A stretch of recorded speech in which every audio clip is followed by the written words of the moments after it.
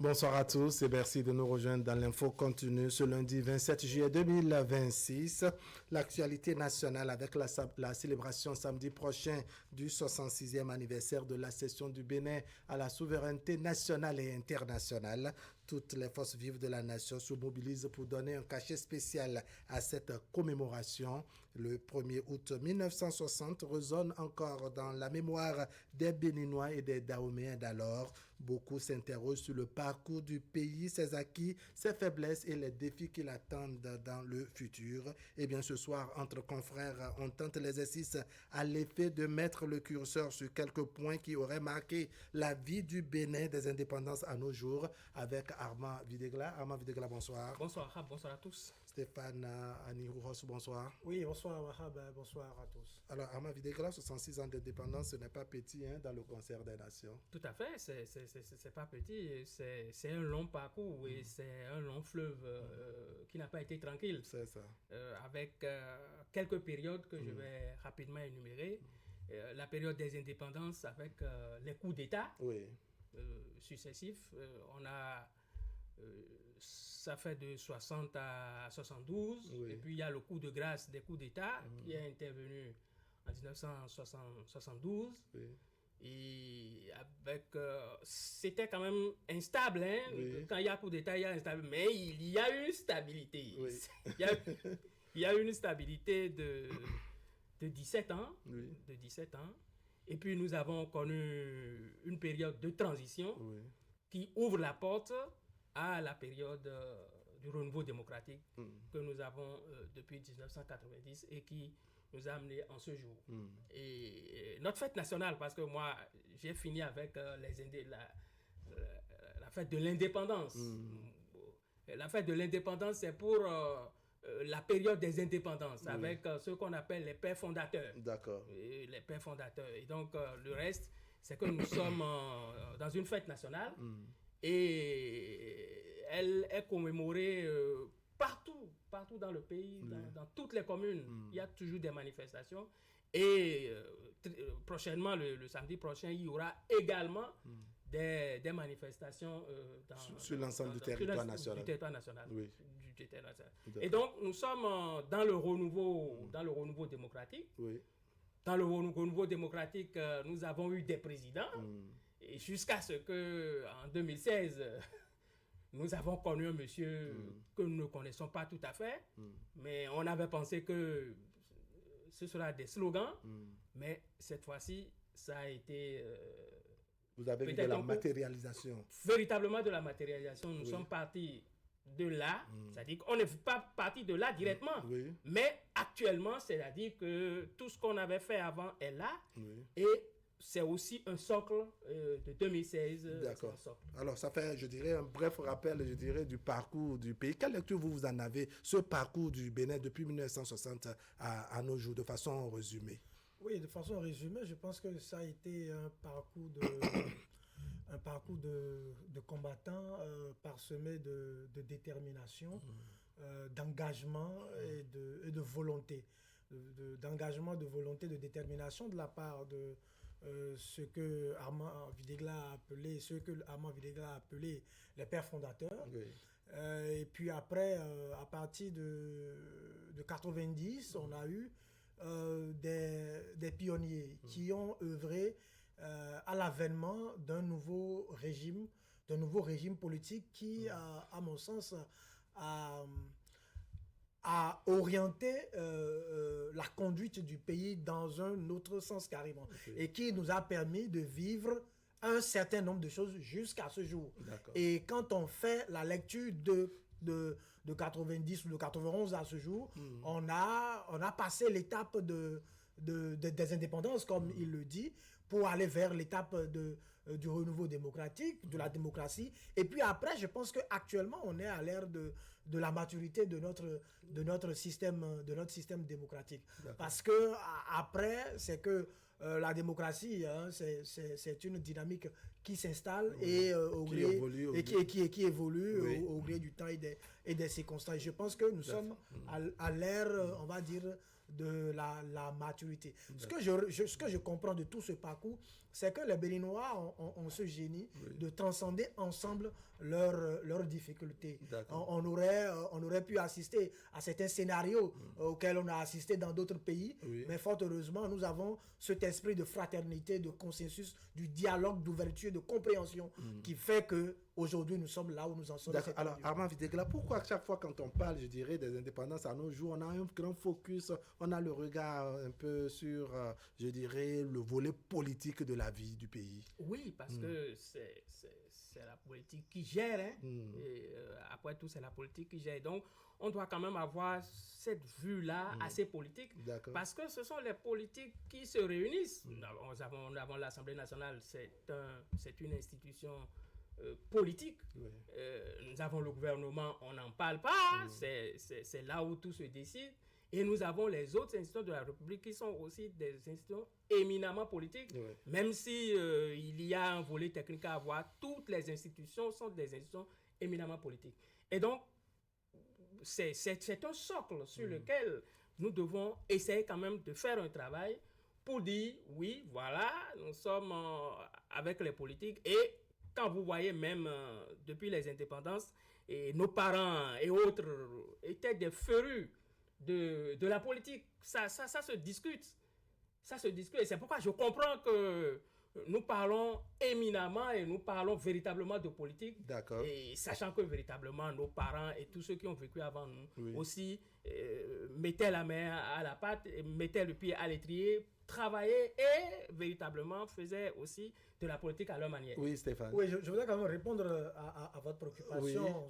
Pourquoi il y a toujours le curseur sur le volet politique? Oui, parce qu'il faut comprendre que l'indépendance est un acte politique et juridique.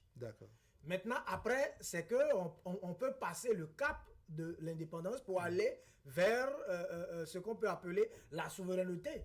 Parce que ça, c'est un élément important. L'indépendance, pour ma part, ce n'est qu'une date. Ce n'est qu'une date qui vous dit, désormais, vous avez le droit de décider par vous-même. Mais il faut passer ce cap-là pour aller vers la souveraineté qui donne les moyens de décider, parce qu'on peut avoir le droit sans vraiment pouvoir avoir les moyens les leviers qu'il faut. Donc, il y a un focus qui se fait sur la politique parce que l'indépendance est un acte politique, mais il faut pouvoir aller au-delà et voir si, au-delà de cette indépendance qu'on a eue, sur le plan économique et sur les autres plans, qu'est-ce qu'on a pu faire. Et ça, c'est ce bilan-là qu'on doit faire. Maintenant, je voudrais également insister sur un autre élément. Vous voyez, tous les présidents qu'on a connus,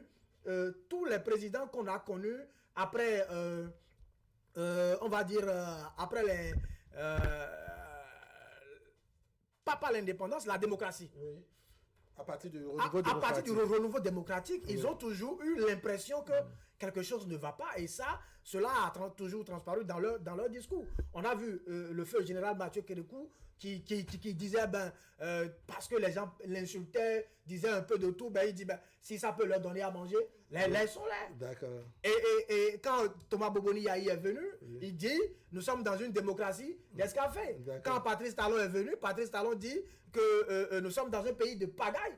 Donc, vous attendez voir ce que dira le président actuel. Alors, en attendant, Armand Videgla, on se pose la question à l'heure actuelle, n'est-ce pas? Quels sont les acquis du pays? C'est vrai, des années 60 à 90, on a tiré leçon des réalités du pays, c'est haut et c'est bas. On a réorienté les choses en faisant l'option, doit dire, de la démocratie. Cette démocratie, jusqu'à l'heure où nous parlons en 2026, a connu également ses hauts et ses bas, des réajustements et autres. À la date d'aujourd'hui, qu'est-ce qu'on peut retenir comme acquis toujours sur ce volet politique que nous développons? Oui, politique, je crois que notre armée a véritablement fait preuve d'une armée républicaine. C'est ça. Et ça, c'est véritablement un acquis parce qu'à partir de 1990, il a été dit que l'armée sera dans les casernes, mais fera les travaux de développement et tout ça.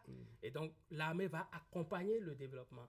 Et je crois que notre armée est une armée à véritablement féliciter.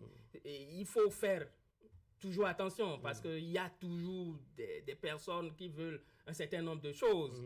Mais véritablement, dans notre parcours, notre armée a été véritablement une armée que nous devons féliciter compte tenu des ambitions et compte tenu de tout ce que nous avons. Et seulement il faut que ça continue. Oui. Il faut que cette dynamique continue parce que au plan international et dans la sous-région, nous voyons tout ce qui se passe. Et ça n'a pas aussi raté le 7 décembre. Le 7 décembre 2025. 2025. Donc ça n'a pas raté. Donc c'est pourquoi je dis prenons garde, mais nous devons quand même féliciter. Vous estimez que même si ce n'est pas toujours la bonne cordialité au niveau de l'armée, n'est-ce pas? Bon, mais on a fait de grands efforts et qu'il faut saluer l'armée béninoise. Tout à fait. Oui, moi je salue notre armée. Et je crois que sur le plan économique, on a fait beaucoup d'efforts. Et surtout à l'avènement du président Patrice Talon, où nous avons diversifié nos sources, nos sources économiques. Parce qu'à une époque donnée, on était juste avec... quelques produits de rente pour accompagner notre développement économique, et on était véritablement focus sur les impôts et les taxes qui nous pressent et qui nous pressurent.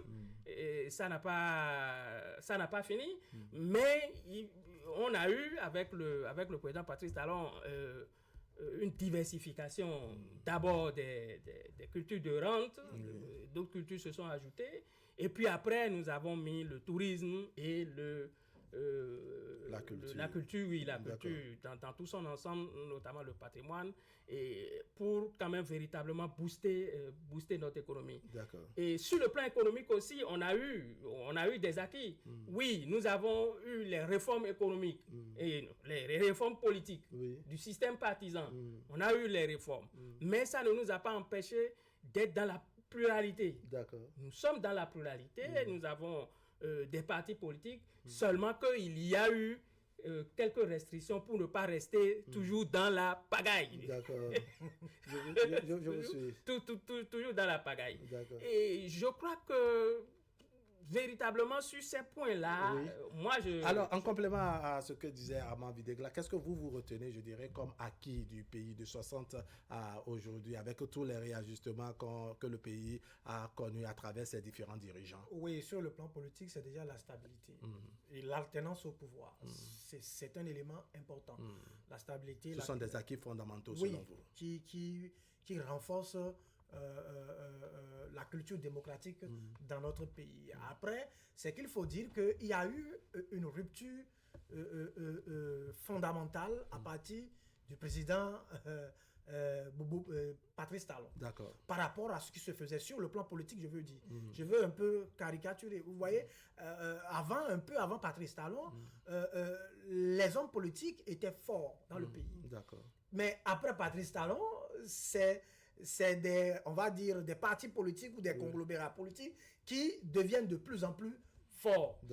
Après, c'est que par le passé, avant Patrice Talon, nous étions dans un système où on avait des individus qui se passaient pour les plus forts que des institutions, où des acteurs politiques étaient capables de faire chanter un président de la République, de faire chanter tout un pays. Au point même de déstabiliser des institutions. De déstabiliser des institutions. Et puis, on avait l'impression que c'est la démocratie qui fonctionnait. Or, ça mettait en mal le processus de développement auquel on devrait assister. Et donc, les acteurs politiques eux-mêmes... Mais il y en a qui sont encore nostalgiques, je dirais, à cette façon de vivre. Justement, mais parce qu'on les y a habitués. Faut-il les en vouloir? Non, ce sont les acteurs politiques qui leur ont donné ce goût-là. Mais les acteurs politiques eux-mêmes ont compris qu'ils ont échoué sur ce plan-là.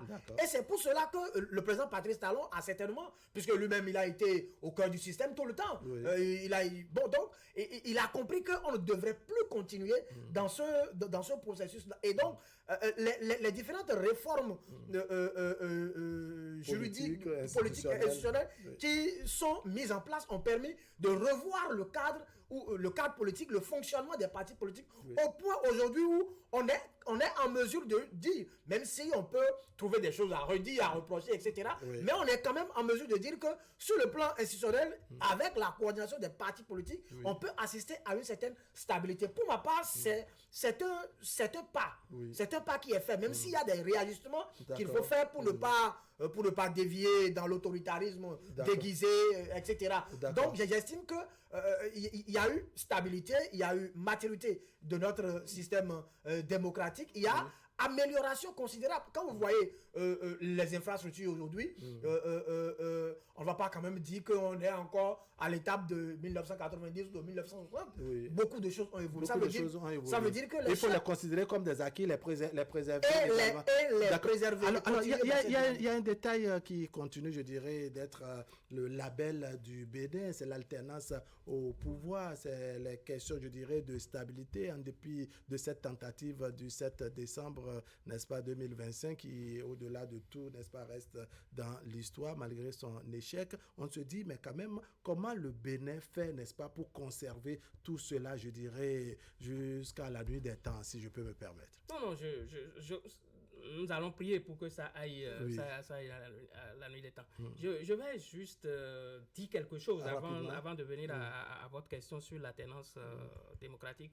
Et vous voyez, le nom du président Talon revient souvent alors que nous sommes au bout. Pourquoi? Parce que c'est là où nous avons connu les réformes drastiques et que personne n'aurait imaginé. Oui, les plus audacieuses, comme on dit. Que personne n'aurait imaginé. Que nous pouvons on peut faire ça et faire du chemin pendant 10 ans. Et donc, avec les mêmes Béninois, c'est-à-dire ces Béninois-là qu'on a connus, je dirais, des années 90 à aujourd'hui, c'est Dahoméens qui ont précédé également, qui sont là. Bref, avec les réticences, oui, parce que nous sommes dans un pays, tout le monde ne peut pas se ranger, il y aura toujours des résistances et tout ça. Mais donc, ce nom reviendra parce que sur les 30 ans ou 35 ans du renouveau, il y a quelqu'un qui a mis du nouveau dans le renouveau. D'accord. Et bon, donc... et ça fait tache d'huile. Et ça fait tache d'huile. Et donc, pour revenir à l'alternance au pouvoir, et je crois que nous-mêmes, notre propre fierté fait de ce que nous pouvons faire cette alternance-là. Et bon, l'alternance est intervenue d'abord pour la première fois, pour le renouveau démocratique. Et en 1996, où on a fait revenir celui qui est passé, c'est aussi l'alternance au pouvoir. 10 ans après, il est parti. 2006, on a fait venir Boulaye. 2016, et puis 2016, aujourd'hui, c'est Romuald Wadagne. Voilà, et puis c'est Romuald Wadagne. Et puis lui, le mandat passe de 10 ans. De 5 ans à 7 ans. À 7 ans renouvelable. De 5 ans renouvelable. Vous voyez, donc, tout ça, c'est le fruit de tout ce qu'il y a eu comme réforme. D'accord. Et vous voyez que nous avons une vice-présidence. D'accord. On a une vice-présidence. On peut trouver à dire. Ça fait partie de l'évolution, je dirais, les différentes mutations que le pays a connues sur le plan politique. Voilà. Et donc, nous sommes ancrés dans la démocratie. Et c'est vrai que quand vous voyez nos sociétés traditionnelles, et quelques sociétés traditionnelles ne sont pas surtout des sociétés démocrates. Mais au sommet de l'État, nous avons eu des sociétés démocrates. C'est vrai, dans notre société, il y a quelques sociétés démocrates qu'on peut trouver dans certaines régions du pays. Mais pour la plupart... c'est un peu comme la monarchie. De la... du père au fils. Oui, du père au fils, ou c'est de ceci, ou bien c'est de cela. Il y a toute une lignée, ou bien c'est une dynastie. Quelque part. Et donc, ce n'est pas souvent démocratique. Mais pourquoi est-ce que nous avons ça ancré dans nos mœurs, ancré en nous-mêmes, et qu'au sommet de l'État, nous avons une démocratie qui marche, une démocratie qui change, une démocratie qui change ce qu'on doit changer de façon constitutionnelle. D'accord. Voilà. Et donc, alors Stéphane, quand on a fini, je dirais, de saluer, toutes ces réformes, toutes ces mutations, tous ces acquis, n'est-ce pas, et évolution du pays, on se dit, mais quand même, il faut être honnête pour relever les faiblesses, si faiblesses il y en a. Quelles sont les faiblesses, selon vous, dans ce parcours du pays? Quels ont été les niveaux où vraiment il faut des réajustements pour le futur? Oui, avant d'en venir aux faiblesses, je voudrais relever un élément important. toutes les mutations là dont on vient de parler, ces changements qui ont conduit à là où nous en sommes aujourd'hui, ont été rendus possibles grâce à un élément important que nous devons préserver à tout prix. C'est l'esprit de consensus et de sacrifice. Parce que, voyez-vous, tout ce qu'on a énuméré là, tout ce que le président Patrice Talon a réussi à faire, cela n'a pas été sans sacrifice, hein, cela n'a pas été sans douleur. Et on continue même pas à traîner encore aujourd'hui des séquelles où on parle d'exilés politiques, on parle de prisonniers politiques ou d'acteurs politiques en prison, etc. Et donc, il y a eu des mécontentements. À un moment donné, on pouvait présager le pire. Mais on a passé ce cap au point où aujourd'hui, tous ces acteurs qui se chamaillaient vont encore se retrouver dans un creuset. Et puis, donc, je pense que c'est quand même un élément très important. L'esprit de consensus et de dialogue qui a permis de tenir le fil jusque-là. C'est un acquis fondamental qu'il ne faut pas oublier. Maintenant, sur les faiblesses, je pense que, pour être vraiment honnête, on ne peut pas vouloir transformer contre le gré des gens. On a l'impression que et ça c'est les acteurs politiques. Les acteurs politiques, une fois qu'ils ont le mandat du peuple, ils font un peu comme si le peuple n'avait plus son mot à dire. Je pense que il y a un élément qu'il faut ajouter. Voyez-vous, quand on a voulu faire la réforme constitutionnelle dans ce pays-là, qui est un élément très important, on n'a pas échangé. On n'a pas échangé. On s'est confiné à l'Assemblée nationale pour faire ce travail. Moi, j'estime que c'est un travail qui ne devrait pas se faire. Du point de vue de la démarche, ça ne devrait pas se faire comme ça. Et ça, c'est Vous pensez qu'on aurait pu faire mieux ou autrement? Oui, c'est une habitude que les acteurs politiques manifestent de plus en plus. Or, le peuple est un élément important. Donc, il faut que les acteurs politiques comprennent que... Vous pensez qu'une fois après les élections, il y a une forme, je dirais, de rupture ou de cassure entre les élus et les populations? Évidemment. Et c'est ça qui fait que... On a décrié le faible taux de participation. Après, on a donné des éléments techniques. Mais au-delà de tous ces éléments techniques-là, il y a un élément de fond. C'est la désaffection. Les populations ne s'intéressent plus à la chose politique. D'accord. Oui, avant de déclarer sur la question... D'accord, sur les questions, je dirais, de faiblesse et autres. Oui, bon, ce que dit Stéphane, c'est pas étonnant qu'il y ait cette rupture-là. Pourquoi? Parce que c'est des questions de niveau. D'accord. C'est des questions de niveau, c'est des questions d'approche, c'est des questions de compréhension des choses. Vous savez, à un certain niveau, vous comprenez mieux. Mais à d'autres niveaux, vous ne comprenez absolument rien. Et quel que soit ce qu'on vous dit, tant que vous avez ce que vous avez dans la tête, c'est que vous ne comprenez pas. Est-ce qu'à des moments donnés aussi, la pédagogie ne manque pas? Oui, je suis d'accord, la pédagogie peut manquer, mais il y a des questions véritablement de niveau. Même il y a certains acteurs politiques même qui ne comprennent pas absolument certaines choses. Ils ne comprennent pas certaines choses. Mais bon, là où le vent emporte, hein, on s'en va. Et donc, revenant aux faiblesses, vous savez, sur le plan social, nous avons un niveau de vie bas. D'accord. C'est hyper gênant et nous devons travailler pour relever notre niveau de vie. Notre niveau de vie pose un problème. C'est ça. Et surtout à notre ère actuellement. Si nous en sommes encore là, c'est que nous devons travailler pour évoluer. Mais je le dis ainsi parce que, vous voyez, les dernières mesures du président de la République ont été des mesures saluées par tout le monde. Mais avant lui, sous la mandature du président Talon, c'est qu'il y a eu beaucoup de...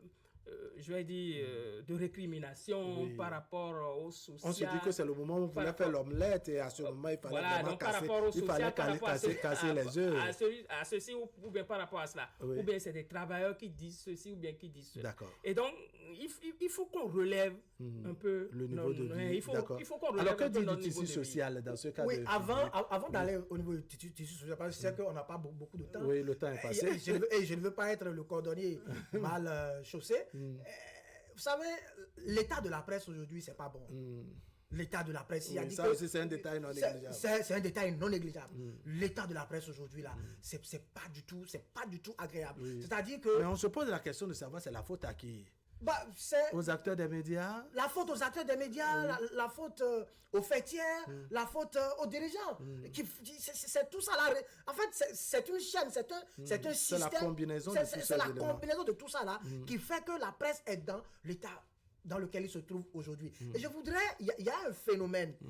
Si on n'en parle pas beaucoup, ça va passer inaperçu et on va subir. On ne pourra rien y faire. Vous savez, aujourd'hui là, on a comme l'impression que la presse est devenue un superflu.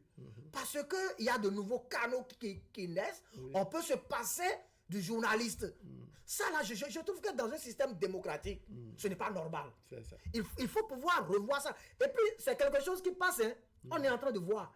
Ça passe en filigrane. Et ça va se matérialiser si on n'y prend pas garde. Et ce n'est pas bon parce que, vous savez, dans une démocratie, si on étouffe économiquement la presse et on passe encore une peinture dessus, c'est la catastrophe. C'est ça. C'est la catastrophe. Il faut...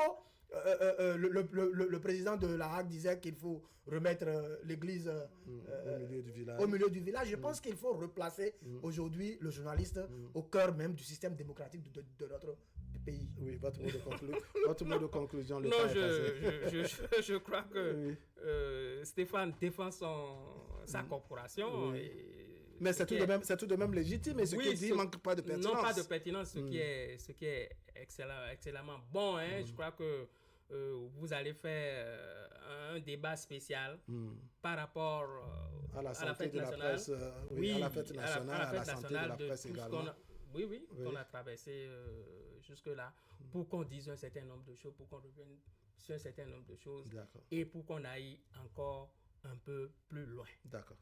Amand Videegla, merci beaucoup. Stéphane, merci. Le temps est passé. Je sens que vous avez beaucoup de choses à dire, que ce soit au niveau de la corporation, que sur, je dirais, les 66 ans. Nous n'avons pas la prétention. Hein, non, elle a vraiment pas du tout. Pas du tout. Des indépendances, il y a des historiens. Il y a bien d'aspects.